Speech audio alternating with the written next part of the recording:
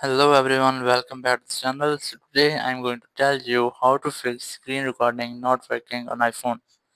If you have an iPhone and your screen recording is not working on your iPhone, so you just have to enable some settings.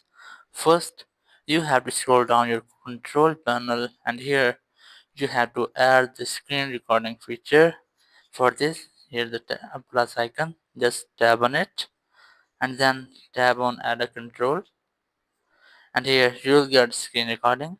Tap on it and here you can see I have added the screen recorder feature on my control panel. Now tap on any empty place and then tap on it, and here you can see screen recording is not available on my iPhone. So tap OK and here you have to go to settings to fix it. Just open your settings and here just scroll down to screen time. Is that, tap on it, and screen time just scroll down again and then select content and privacy restrictions. Tap on it and here you have an option of screen recording. Look for that,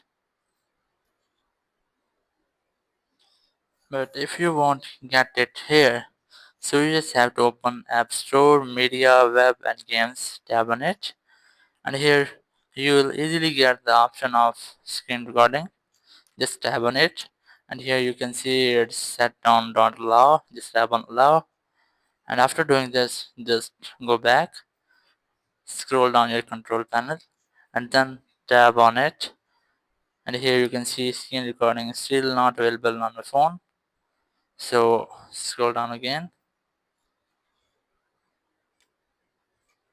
To fix this you just have to open your phone settings and here just go to main settings and look for battery. Here's that, tap on it and make sure that your low power mode is disabled. You just have to disable it, and after doing this go to general and here's iPhone storage. Tap on it and make sure that your storage is minimum 5 GB remaining, and after changing this just go back, scroll down the control panel and keep a long press on it and then tap on start recording, and here you can see his recording has been started. If you want to stop this just tap on it, then tap on stop.